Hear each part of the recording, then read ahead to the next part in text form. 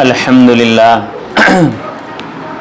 الحمدللہ رب العالمین والصلاة والسلام علی رسولہ محمد وعلی آلہ وصحبہ اجمعین اما بعد فقد قال اللہ تعالی فی القرآن المجید والفرقان الحمید فاعوذ باللہ من الشیطان الرجیم بسم اللہ الرحمن الرحیم وَلِلَّهِ عَلَى النَّاسِ حِجُّ الْبَيْتِ مَنِ اسْتَطَاعَ إِلَيْهِ سَبِيلًا وَمَنْ كَفَرَ فَإِنَّ اللَّهَ غَنِيٌّ عَنِ الْعَالَمِينَ صدق اللہ العظیم قال النبی صلی اللہ علیہ وسلم العمرة للعمرة كفارة لما بينهما والحج المبرور ليس له جزاء إلا الجنة وقال النبی صلی اللہ علیہ وسلم من حج للہ فلم يرفث ولم يفسق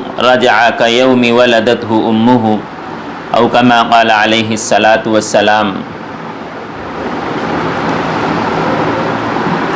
آج کا جو عنوان جو محاضرہ متعین کیا گیا ہے وہ عنوان ہے حج کی اہمیت و فضیلت اور اسلاف امت کے کثرت حج کے واقعات۔ سب سے پہلی بات یہ ذہن میں رہے کہ ہمارے اسلام میں خصوصیت یہ ہے کہ انسان جو کر سکتا ہے اسی کا حکم دیا گیا ہے، جو انسان کر نہیں سکتا اس کا حکم بھی نہیں دیا گیا۔ اس کی مثال یوں سمجھے کہ نماز کا حکم سارے مسلمانوں کو دیا گیا، بالغ بچے سے لے کر بڑی عمر تک۔ نماز پڑھتے پڑھتے آدمی اگر کمزور پڑ گیا ہے تو حکم دیا گیا کہ آپ بیٹھ کر نماز پڑھیے، بیٹھ کے نماز پڑھنے کا حکم دیا گیا۔ پھر اس کے بعد اگر آپ بیٹھ کر نماز نہیں پڑھ سکتے تو پھر لیٹ کر نماز پڑھنے کا حکم دیا گیا۔ اس میں امیر، غریب، عورت، بچے، بچیاں سب شامل ہیں۔ یہ نماز سے متعلق ہے۔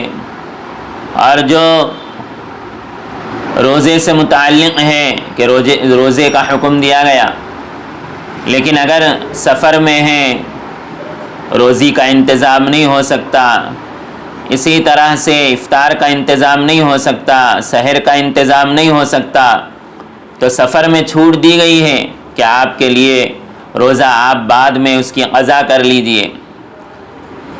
اسی طرح سے حج کا مسئلہ ہے۔ حج کو جانے کے لیے جہاں جسمانی طاقت کی ضرورت محسوس ہوتی ہے وہیں مالی استطاعت کی بھی اہمیت ہے، مالی استطاعت بھی ہے۔ تو اللہ تعالیٰ حج سے متعلق فرمائیں وَلِلَّهِ عَلَى النَّاسِ حِجُّ الْبَيْتِ مَنِ اسْتَطَاعَ إِلَيْهِ سَبِيلًا۔ جو شخص حج کو جانے، بیت اللہ کو جانے کی استطاعت رکھتا ہے تو وہ ضرور حج کو تشریف لائے، ہمارے سب سے بڑے گھر کا دیدار کرائے۔ تو یہاں یہ بات سمجھائی جا رہی تھی کہ اللہ تعالیٰ نے انسان کے اندر وہی چیزوں کا مکلف بنایا ہے جو کر سکتا ہے۔ لا یکلف اللہ نفسا الا وسعها، جس کی طاقت رکھتا ہے اسی کا حکم دیا گیا، جو طاقت نہیں رکھتا تو اس کا حکم بھی نہیں دیا گیا۔ تو حج سے متعلق یہ بات ہے کہ جس کو اللہ تعالیٰ نے استطاعت دی ہے وہ ضرور حج کا ارادہ کرے، حج کے لیے تشریف لے جائے۔ فقہا استطاعت سے متعلق فرماتے ہیں کہ فقہا نے لکھا ہے کہ کسی عاقل بالغ مسلمان شخص کے پاس اتنی رقم موجود رہے کہ جس سے زندگی میں ایک بار مکہ مکرمہ تک آنے جانے کا سفر، وہاں پر کھانے پینے اور قربانی وغیرہ کا خرچہ اور اہل عیال کے لیے حج سے واپسی تک کے خرچے کا بندوبست ہو سکتا ہے، تو ایسے شخص پر حج کرنا فرض ہے۔ موجودہ زمانے میں یوں کہا جا سکتا ہے کہ جو حکومت کی طرف سے حج کے لیے جو جتنی رقم کا اعلان ہوتا ہے، اگر اس کے پاس اتنی رقم موجود ہے، ہر چیز کو نکال کر یعنی قرضے وغیرہ کو نکال کر، اپنے گھر کی ضروریاتوں کو نکال کر یعنی اگر گھر میں بیوی بچوں کو چھوڑ کر جا رہا ہے تو وہاں پر یہاں پر ان کے خرچے کا بندوبست کر کے اگر جانا چاہتا ہے اتنا اگر اس کے پاس مال ہے تو ضرور جانا چاہیے۔ اور زندگی میں ایک ہی مرتبہ حج فرض ہے۔ حضرت ابو ہریرہ رضی اللہ عنہ سے روایت ہے، نبی اکرم صلی اللہ علیہ وسلم نے ہمیں خطبے میں ارشاد فرمایا، یا ایھا الناس قد فرض اللہ لکم قد فرض اللہ علیکم الحج فحجوا، اے لوگو تم پر حج فرض کر دیا گیا پس حج کیا کرو۔ ایک شخص نے عرض کیا، یا رسول اللہ کیا ہر سال حج فرض ہے؟ آپ صلی اللہ علیہ وسلم خاموش رہے، یہاں تک کہ 3 مرتبہ اس نے عرض کیا۔ اس کے بعد نبی اکرم صلی اللہ علیہ وسلم نے ارشاد فرمایا، لو قلت نعم لوجبت، اگر میں ہاں کہہ دیتا تو ہر سال فرض ہو جاتا، پھر تم اس میں طاقت نہیں رکھتے، تم اس کی طاقت نہیں رکھتے۔ تو اس حدیث سے استدلال کرتے ہوئے علماء، فقہاء، محدثین فرماتے ہیں کہ زندگی میں ایک مرتبہ حج فرض ہے، اور آدمی جب حج کو جائے تو یہ ذہن بنائے کہ حج کے دوران گناہوں سے بچے۔ اور اللہ تعالیٰ نے قرآن میں خاص کر اس چیز کی طرف ارشاد فرمایا، فَمَنْ فَرَضَ فِيهِنَّ الْحَجَّ فَلَا رَفَثَ وَلَا فُسُوقَ وَلَا جِدَالَ فِي الْحَجِّ، جب حج کے مہینے میں جاؤ حج کرنے کے لیے کوئی غلط بات نہ کرو، کوئی گناہ نہ کرے اور نہ جھگڑا کرے، اور جو تم میں جو کوئی نیک کام کرو گے اللہ اسے جان لے گا۔ حج کے دوران بہت ساری مرتبہ وہاں پر آدمی وہاں پر جاتا ہے، جانے کے بعد بعض مرتبہ ایسی پریشانیاں اپنوں کی طرف سے کوئی ایسی چیز ہو جاتی ہے جو صبر کا پیمانہ لبریز ہو جاتا ہے، تو وہاں لڑائی جھگڑے ہوتے ہیں، تو خاص کر اللہ نے فرمایا کہ برداشت کرو، لڑو نہیں، ولا جدال فی الحج۔ اور اسی طرح سے کعبۃ اللہ میں، کعبۃ اللہ کے باہر پوری دنیا کے لوگ آتے ہیں، خواتین آتے ہیں، اور وہاں حکم دیا گیا خاص کر عورتوں کو کہ وہ اپنا چہرہ کھلا رکھے، تو نظریں ادھر ادھر چلے جاتی ہیں، تو فرمایا وَفَلَا رَفَث، کہ اپنی کوئی گناہ نہ کرے۔ اس لیے بقول الیاس گھمن صاحب دعوت برکاتہم کے کہ ان کے پاس ان کے شاگردوں میں سے کوئی آئے اور آ کر کہنے لگے کہ حضرت میں حج کو جا رہا ہوں، کچھ نصیحت کر دیجئے۔ انہوں نے کہا کہ حج کو جا رہے ہیں تو ٹھیک ہے، اللہ آپ کے حج کو یا عمرے کو، انہوں نے کہا کہ اللہ آپ کے عمرے کو یا حج کو قبول فرمائے، لیکن وہاں جا رہے ہیں اپنی نگاہ کی حفاظت کرو۔ تو سب سے پہلے تو یہاں سے گناہ چھوڑنے کا ارادہ کرنا ہے، وہاں جا کر گناہ سے بچنا ہے۔ حج کے دوران مشقتیں آتی ہیں، پریشانیاں ہوتی ہیں، موسم کے اعتبار سے، وہاں پبلک کے اعتبار سے، بہت ساری چیزوں کے اعتبار سے، لیکن آدمی ان مشقتوں کو برداشت کرتا ہے تو اس کو ایسے اجر ملتا ہے اور ایسے وہ ایسے ہو جاتا ہے گویا کہ آج ہی وہ اس دنیا میں تشریف لایا، یعنی آج ہی وہ پیدا ہوا، جیسا پیدا ہونے والے بچے پر کوئی گناہ نہیں رہتا، اس کے اوپر بھی کوئی گناہ نہیں رہتا۔ تو اس لیے جس کے پاس اللہ نے طاقت دی ہے، استطاعت دی ہے، وہ حج کرنا چاہیے، حج کی کوشش کرنی چاہیے۔ اور یہ بات ذہن میں رہے کہ جو آدمی نیکی کا ارادہ کرتا ہے اللہ تعالیٰ اس کے لیے دروازے کھول دیتے ہیں، بقول استاد محترم حضرت مفتی ابو بکر صاحب دامت برکاتہم نے ایک مرتبہ بیان میں انہوں نے کہا تھا کہ آدمی نیکی کا ارادہ کرے اس کے لیے دروازے کھول دیتے ہیں۔ جیسا کہ یوسف علیہ السلام کو زلیخا نے بلایا، اور جب زلیخا کے انہوں نے ارادے کو دیکھ لیا تو پھر وہاں سے انہوں بھاگنے کی جب کوشش کی تو بھاگنا شروع کیے، حالانکہ وہ دروازے کو لاک لگے ہوئے تھے، تالے لگے ہوئے تھے، لیکن جیسے جیسے یوسف علیہ السلام بھاگ رہے تھے ویسے نیکی وہ دروازے کھل رہے تھے۔ انہوں نے کہا کہ دیکھو جب نیکی کا ارادہ کرتا ہے آدمی، بند تالے بھی کھل جاتے ہیں، بند راستے بھی کھل جاتے ہیں، رکاوٹیں بھی ختم ہو جاتی ہیں۔ تو سب سے پہلا یہ ذہن بنائے کہ میں کعبۃ اللہ کو دیکھوں گا، میں مدینہ منورہ کو دیکھوں گا، وہاں کی سرزمین کا دیدار کروں گا، وہاں کے جو ریاض الجنہ ہیں وہاں پر جاؤں گا۔ یہ آرزوئیں ہم مسلمانوں میں، ہم بچیوں میں، ہم عورتوں میں، ہم خواتین میں ہونا چاہیے۔ خواتین کے بارے میں خاص کر اللہ کے رسول صلی اللہ علیہ وسلم نے ارشاد فرمایا کہ خواتین کے لیے جہاد کیا ہے، ان کے لیے جہاد یہ ہے کہ وہ حج کیا کریں، وہ حج کیا کریں، ان کے لیے جہاد ہے حج کو جانے کا شوق۔ حضرت عائشہ رضی اللہ عنہ فرماتی ہیں جب سے میں نے رسول اللہ صلی اللہ علیہ وسلم سے سنا کو ارشاد کہ حج مبرور خواتین کے لیے یہ جہاد ہیں، انہوں نے کہا کہ اس کے بعد سے میں نے حج کو نہیں چھوڑا، میں نے حج کو نہیں چھوڑا۔ اور یہ بات بھی ذہن میں رہے کہ جو اللہ کے گھر سے محبت رکھتا ہے اللہ تعالیٰ اس کو ضرور بلاتا ہے۔ اس لیے علی بن موفق رحمۃ اللہ علیہ سے مروی ہیں کہ انہوں نے 60 حج مکمل کیے۔ 60 حج مکمل کرنے کے بعد ایک مرتبہ میزاب جو وہاں ایک جگہ ہے وہاں پر بیٹھ گئے اور انہیں یہ فکر لاحق ہو گئی کہ میں نے 60 حج کیے، پتہ نہیں میرے حج قبول ہوئے یا نہیں ہوئے۔ اسی سوچ میں بیٹھے بیٹھے اونگ لگ گئی۔ اللہ تعالیٰ اسی وقت اللہ تعالیٰ کا دیدار ہوا اور ان کے دل میں انہوں نے کہا کہ اے محبوب، اے علی، تو اپنے گھر میں اس کو بلاتا ہے جس سے تم محبت کرتے ہو۔ اپنے گھر میں کس کو بلاتے ہیں؟ جس سے تم محبت کرتے ہو۔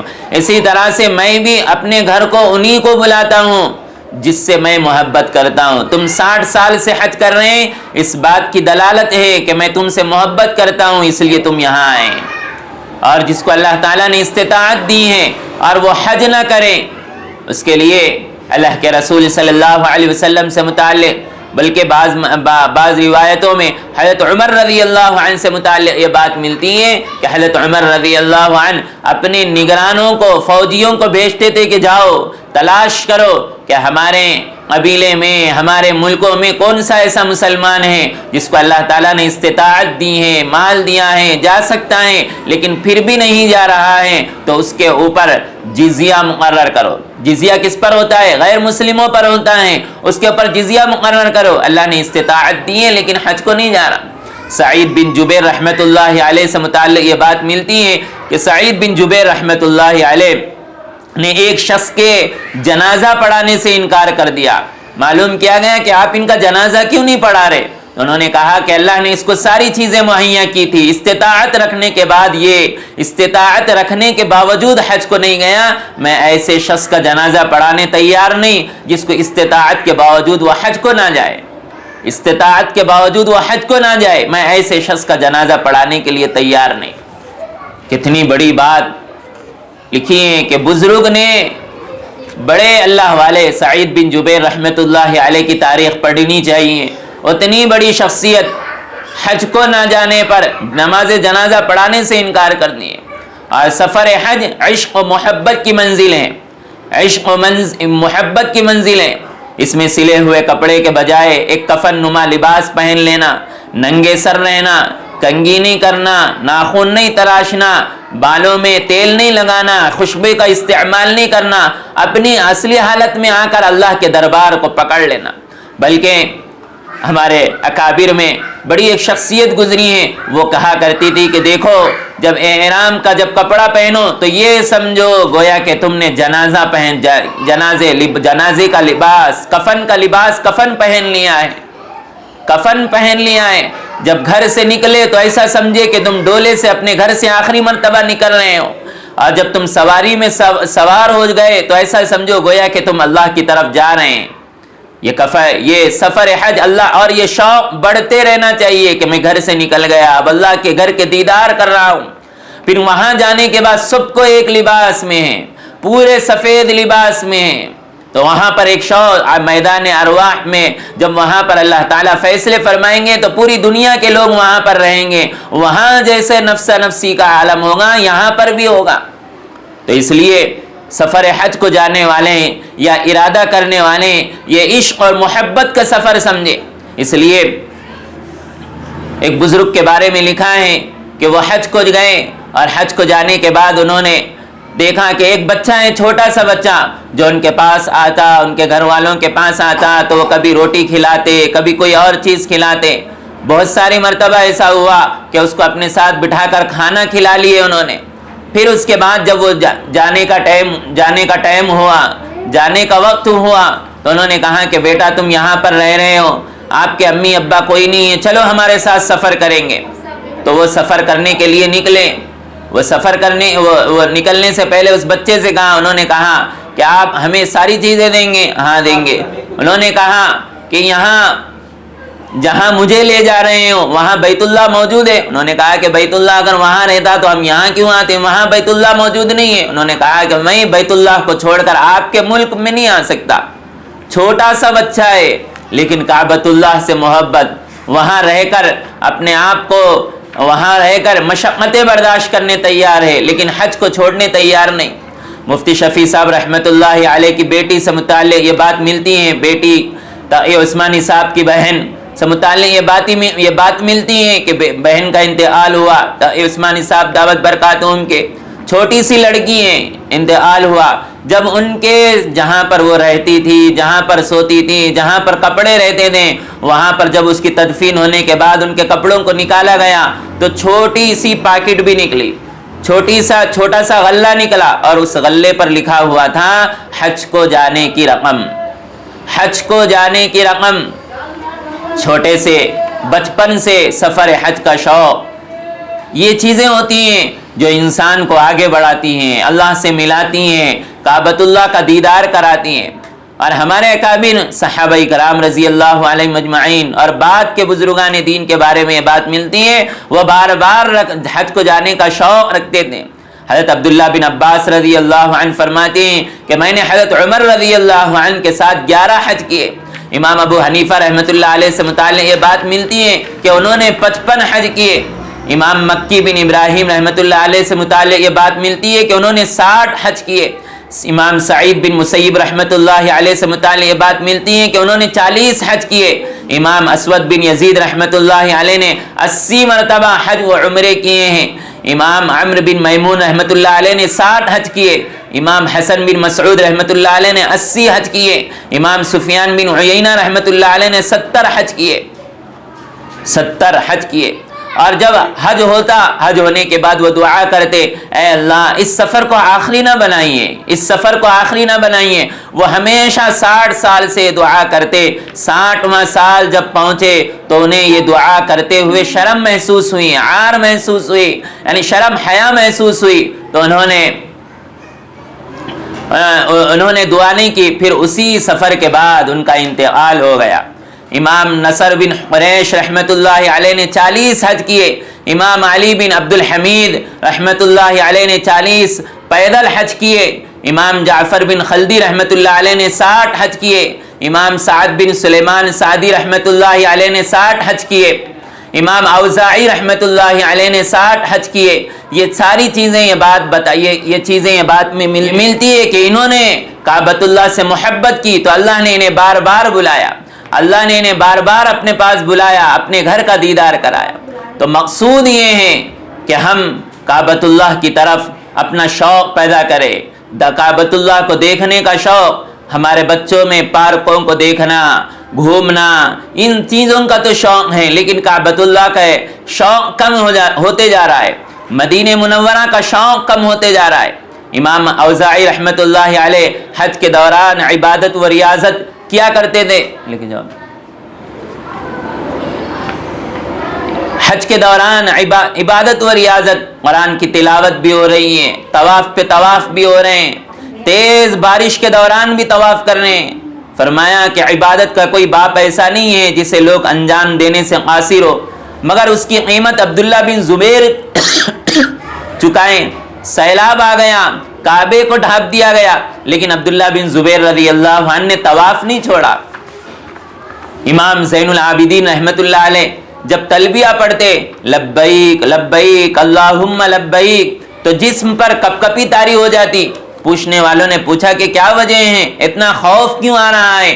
انہوں نے کہا کہ پتہ نہیں جواب میں کہیں لا لبیک نہ آ جائے، کہیں جواب میں کہیں لا لبیک نہ آ جائے۔ اتنے خوف کے ساتھ حاضر ہونا ہے، اتنے شوق کے ساتھ حاضر ہونا ہے، محبت کے ساتھ حاضر ہونا ہے۔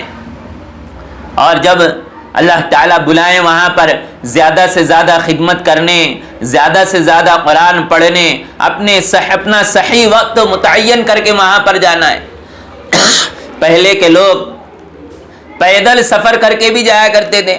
ایک بزرگ کے بارے میں انہوں نے کہا کہ میں نے ایک آدمی سے ملاقات کی اور انہوں نے پوچھا کہ کتنے دن میں یہاں پہنچے ہو؟ اس بزرگ نے کہا کہ 6 مہینوں میں۔ تو انہوں نے جواب دیا کہ میں 5 سال سے پیدل چلتے چلتے چلتے یہاں پہنچا ہوں، 5 سال سے پیدل سفر کرتے ہوئے آ رہا ہوں، اور مجھے اس سال موقع ملا ہے، یعنی 5ویں سال کو میں نے پہنچا ہے پیدل۔ اب کا زمانہ کتنا آسان زمانہ ہے، ہمارے شادیوں میں خرچے ہو رہے ہیں، اس میں خرچے ہو رہے ہیں، برتھ ڈے میں خرچ ہو رہے ہیں، ولیمے میں خرچ ہو رہے ہیں، گھر لینے میں خرچ ہو رہے ہیں، لیکن حج کے لیے نہیں۔ جب کسی سے کہا جاتا ہے اللہ نے استطاعت رکھی ہے تو حج کو چلی جائیے، نہیں، ذاتی گھر ہونے کے بعد جائیں گے، بیٹیوں کی شادی ہونے کے بعد جائیں گے، فلاں چیز ہونے کے بعد جائیں گے۔ یاد رکھیے اگر جانے سے پہلے اگر موت آ جائے تو پھر کوئی بچانے والا نہیں ہوگا، پھر وہ آرزویں وہ تمنائیں ایسے ہی ہمارے ساتھ دفن ہو جائیں گی۔ معذوری کے باوجود بھی پہلے کے لوگ سفر کیا کرتے تھے۔ مالک بن دینار رحمۃ اللہ علیہ سے متعلق یہ بات ملتی ہے کہ انہوں نے ایک آدمی کو دیکھا، گرمیوں کا موسم ہے، سرین کے بل یعنی چلنے نہیں آتا، بیٹھ کر چلتے ہوئے جا رہا ہے۔ انہوں نے پوچھا کہ کہاں جا رہے ہو؟ انہوں نے کہا کہ حج کو جا رہا ہوں۔ کہنے یہ دوپہر کی دھوپ ہے، میرے گھر میں آرام کر لو پھر چلے جانا۔ کہنے لگے کہ اگر میں دیر سے رک کر جاؤں گا تو مجھے حج نہیں ملے گا، میں ایسے ہی چلوں گا، چلنے نہیں آ رہا۔ لیکن حج کا شوق وہاں پر وہ ان کو ملا۔ اللہ تعالیٰ، ایک ہے استطاعت پہلے سے ہونا، ایک ہے استطاعت کرنے کی کوشش کرنا۔ لوگ کہتے ہیں ہمارے پاس اتنا مال نہیں ہے، کتنی مرتبہ ایسی، کتنی راتیں، کتنی نمازیں آپ کی ایسی ہیں کہ آپ نے نماز کے بعد دعا کی ہوگی یا اللہ مجھے کعبۃ اللہ کو دکھلا دے۔ پہلے کے لوگ حج بھی کیا کرتے تھے اور حج کا ثواب دوسرے حاجیوں کو بخشتے تھے، اور بعض مرتبہ تو ایسا ہوتا ہے کہ سفر حج میں اللہ کی غیبی مدد ہو جاتی۔ ایک بزرگ کہتے ہیں کہ قافلے کے ساتھ جا رہا تھا، راستے میں نے ایک عورت کو دیکھا کہ قافلے سے آگے آگے جا رہی ہے۔ میں نے خیال کیا کہ ضعیفہ ہے، اس لیے قافلے سے آگے چل رہی ہیں، کہیں قافلہ کا ساتھ نہ چھوٹ جائے۔ میرے پاس چند درہم تھے، میں جیب سے نکال کر اس کو دینے لگا۔ اس سے میں نے کہا کہ جب قافلہ منزل پر ٹھہر گئے تو مجھے تلاش کر کے مل لینا، میں قافلے والوں سے کچھ چندہ جمع کر کے تمہیں دے دوں گا۔ انہوں نے کہا کہ میں نے اپنا ہاتھ پھیلایا اور مٹھی میں کوئی چیز لی، اور وہ جو دراہم میرے ساتھ تھے میں نے ان کو حوالے کیا تو وہ لینے سے انکار کر دی۔ اللہ کے ساتھ یقین، اللہ کے گھر پر جا رہے ہیں لیکن اللہ پر یقین نہیں ہے۔ اللہ رب العزت بہت سارے واقعات فضائل حج میں زکریا صاحب رحمۃ اللہ علیہ نے لکھا ہے، اور جب آدمی حج کرتا ہے تو وہاں سب سے بڑا دشمن شیطان، اس کی حالت و کیفیت خراب ہو جاتی ہے۔ ایک صاحب کشف بزرگ نے لکھا کہ عرفے کے دن شیطان ان کے سامنے آیا، جسم کمزور ہیں، چہرہ زرد ہو گیا، آنکھوں میں اشک رواں ہیں، آنسو رواں ہیں، کمر جھکی ہوئی ہیں۔ انہوں نے پوچھا کہ یہ حال کیسے ہوا، کیوں رو رہے ہوں؟ شیطان نے کہا میرے رونے کی وجہ یہ ہے کہ لوگ محض اللہ کو مقصود بنا کر حج کے لیے آ رہے ہیں، ان کے سامنے تجارت یا کوئی اور مقصود نہیں ہے، مجھے ڈر ہے کہ کہیں اللہ تعالیٰ ان کا یہ مقصود عطا نہ فرما دے۔ انہوں نے دریافت کیا تیری کمزوری کی کیا وجہ ہے؟ شیطان نے کہا کہ میں دیکھ رہا ہوں لوگوں کی سواری راہ خدا میں ہے اور راستے میں آواز نکالتے تو میرا جسم خوشی سے بھول جاتا ہے۔ انہوں نے پوچھا تیرا چہرہ کیوں پیلا ہے؟ شیطان نے کہا کہ لوگوں کو اطاعت خداوندی پر ایک دوسرے کی مدد کرتے ہوئے دیکھ رہا ہوں۔ شیطان اس وقت سب سے زیادہ ناراض اور غصہ اور اس کی حالت انتہائی کمزور ہو جاتی ہے۔ اللہ تعالیٰ نے حج کا موقع دیا، فرض حج کر لیے اور موقع دیا تو اللہ کے رسول صلی اللہ علیہ وسلم کی طرف سے حج کرے۔ علی بن موفع رحمۃ اللہ علیہ کہتے ہیں ایک مرتبہ خواب میں نبی اکرم صلی اللہ علیہ وسلم کی زیارت ہوئی، آپ نے مجھ سے فرمایا تم نے میری طرف سے حج کیا؟ عرض کیا جی ہاں یا رسول اللہ۔ فرمایا میں تمہارے اس عمل کا بدلہ قیامت کے دن تمہیں دوں گا، اور میں تمہارا ہاتھ پکڑ کر اس وقت جنت میں لے جاؤں گا جب لوگ حساب و کتاب کی سختیوں میں گرفتار ہوں گے۔ فرشتے حاجیوں کا استقبال کرتے ہیں، ان سے ملتے ہیں، ان کے لیے دعائیں کرتے ہیں، اور حجاج کے گناہ بخش دیے جاتے ہیں، ان لوگوں کی بھی معافی کی جاتی ہے جن لوگوں نے ذی الحج، محرم، سفر، ربیع الاول کی 20 تاریخ تک دعائے مغفرت کرتے رہتے ہیں، حضرت حسن بصری رحمۃ اللہ علیہ فرماتے ہیں جو شخص رمضان کے فوراً بعد، غزوے کے فوراً بعد، حج کے فوراً بعد مر جائے وہ شہید ہے۔ سلف صالحین کے بارے میں لکھا ہے کہ وہ مجاہدین کو الوداع کہنے کے لیے دور تک پیدل جایا کرتے تھے، حجاج کرام کا استقبال کیا کرتے تھے، ان سے دعا کی درخواست کرتے تھے، حجاج کرام سے ملاقات کے لیے وہ ان گناہوں میں ملوث ہونے اور دنیاوی مصروفیات سے لگنے سے پہلے پہنچنے کی کوشش کرتے تھے۔ ایک عورت نے 9 سال کپڑے سی کر عمرے کی رقم جمع کی۔ لکھا ہے کہ ایک عورت کے بارے میں کہ 9 سال سے کپڑے سی رہی ہیں، مقصود کیا ہے کہ حج کو جائیں، عمرے کو جائیں۔ بہت سارے لوگ کام کرتے ہیں، خواتین بھی کام کرتے ہیں، لیکن مقصود کیا ہے کہ سونا لینا ہو جائے، سونے کے لیے پیسے، گھر کے سامان کے لیے پیسے، لڑکیوں کی شادیوں کے لیے پیسے، برتنوں کے لیے پیسے۔ منع نہیں ہے فکر کرنا، بیٹیوں کی فکر کرنا منع نہیں ہے، ذاتی گھر کی فکر کرنا منع نہیں ہے، لیکن آدمی کعبۃ اللہ کے دیدار سے بھی دور نہ ہو جائے۔ ہمارے استاد محترم مفتی تجمل صاحب دامت برکاتہم نے اپنے بارے میں سنایا کہ میں حج کو گیا، میرا کرائے کا گھر تھا، میں وہاں جا کر دعا کیا، اے اللہ میں تیرے گھر کو آ گیا ہوں، تو میرے لیے ذاتی گھر کا انتظام کر دے۔ اس کے بعد ایسے اسباب بن گئے کہ اللہ نے ذاتی گھر بنا دیا۔ اپنی خواہشات کو اللہ کے سامنے رکھے، لیکن اللہ کی مرضیات کو پہلے چلے۔ بیت اللہ کو دیکھ کر میاں بیوی ایمان لے آئے، ایمان میں اضافہ ہو گیا۔ جدہ میں ایک نو مسلم میاں بیوی دونوں ہیں، اسلام انہوں نے قبول نہیں کیا۔ انہوں نے دیکھا کہ لوگ ایک کپڑے میں جا رہے ہیں، سفید کپڑے میں جا رہے ہیں، پوچھا کہاں جا رہے ہیں؟ کہنے لگے کہ کعبۃ اللہ کو دیکھنے جا رہے ہیں، عمرے اور حج کو جا رہے ہیں۔ انہوں نے کہا، بیوی نے اپنے شوہر سے کہا کہ ہم بھی جائیں گے۔ انہوں نے کہا کہ وہاں غیر مسلم نہیں جا سکتے۔ انہوں نے کہا چلو مسلمان بن کر جائیں گے۔ مسلمان بن کر گئے تو حقیقت میں انہوں نے کلمہ پڑھ لیا ہے۔ افریقہ سے بعض لوگ پیدل چل کر وہاں پر پیدل چل کر حج کے لیے آئے۔ کئی واقعات کتابوں میں لکھے ہوئے ہیں، اور اللہ بہت سارے ایسے واقعات ہیں کہ یمن کے ایک شخص نے 100 حج کیے، جس کو اللہ نے 121 سال کی عمر دی ہیں، 100 حج کیے ہیں۔ حج میں مشقتیں ہوتی ہیں، لیکن برداشت کر کر ہر سال کو حج کو جا رہا ہے۔ اس لیے ہم تمام کو یہ کوشش کرنی چاہیے، یہ دعا کرنی چاہیے کہ اللہ تعالیٰ کعبۃ اللہ کا بار بار دیدار کرائیں، لیکن بہت سارے لوگ اس سے محروم بھی ہوتے ہیں۔ ایک مولانا کی کتاب ہے ناقابل فراموش سچے واقعات، انہوں نے لکھا ہے کہ میں اپنے والد کے ساتھ حج کو گیا، حج کیا، ایک کار ڈرائیور سے ملاقات ہوئی، انہوں نے پوچھا کہ یہاں پر کتنے، انہوں نے کہا کہ تم تو کعبۃ اللہ میں رہتے ہو، ماشاءاللہ پتہ نہیں کتنے عمرے ہو گئے، کتنے حج ہو گئے ہوں گے، تم یہاں پر رہتے ہو؟ انہوں نے کہا کہ کئی سال سے میں رہ رہا ہوں، لیکن مجھے عمرے کی توفیق نہیں ملی، مجھے عمرے کی توفیق نہیں ملی۔ ناقدری کی وجہ سے بہت ساری مرتبہ حج سے محروم، برا خاتمہ ہوتا ہے۔ ارادہ نہیں کیا، ساری استطاعت رکھنے کے باوجود کہیں گے اگلے سال جائیں گے، اگلے سال جائیں گے، اگلے سال جائیں گے، وہ سال آنے سے پہلے موت آ گئی۔ اس لیے اللہ کے بندوں، اللہ کے بندیوں، حج کا ارادہ کرو، مدینہ منورہ کا شوق پیدا کرو۔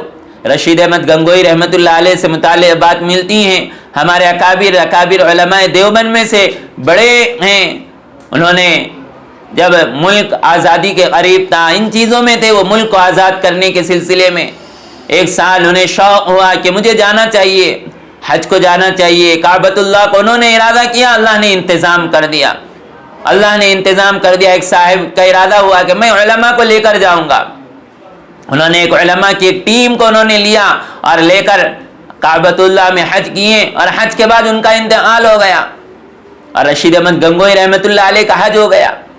پہلے زمانے میں لوگوں کے اندر یہ شوق ہوا کرتا تھا کہ ہم علماء کو حج کرائیں گے، ہم علماء کو عمرے کرائیں گے۔ قاری امیر الحسن صاحب رحمۃ اللہ علیہ کے بارے میں لکھا ہوا ہے، کہیں پر جب ان کا انتقال ہوا تو ان کی ڈائری میں جہاں وہ سفر وغیرہ لکھ لیا کرتے تھے، 100 آدمیوں نے ان کو حج عمرے کرانے کے لیے تیار رکھے تھے، ان کے پاس ڈائری تھی۔ پہلے کے لوگ علماء کو حج کراتے، عمرے کراتے، ان کو آگے بھی جاتے، لیکن موجودہ زمانے میں آہستہ آہستہ یہ چیز ختم ہوتے جا رہی۔ تو اس لیے ہم بہنوں کو، ہم ماؤں کو، ہم مسلمانوں کو یہ دل میں شوق پیدا ہوتے رہے، اللہ کے سامنے حاضر ہونا، کعبۃ اللہ کو دیکھنا، وہاں پر بار بار جانے کا شوق ہونا، مدینہ منورہ پر حاضر ہو کر مدینہ منورہ حاضر ہو کر رسول اللہ صلی اللہ علیہ وسلم کے سامنے سلام پیش کرنا، یہ جتنی ساری چیزیں ہیں وہ ساری چیزیں ہونی چاہیے۔ اس لیے حج کی اہمیت اور فضیلت اور وہاں پر جانے کی تمنائیں، یہ ساری چیزیں کرنی چاہیے۔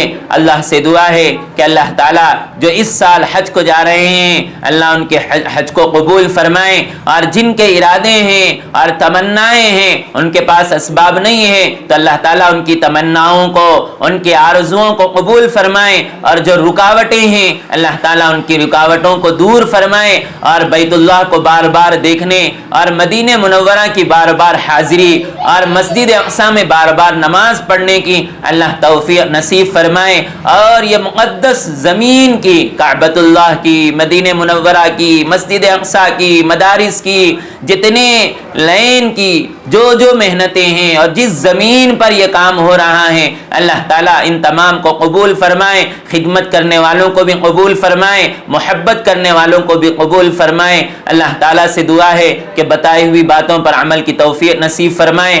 آمین وآخر دعوانا الحمدللہ رب العالمین۔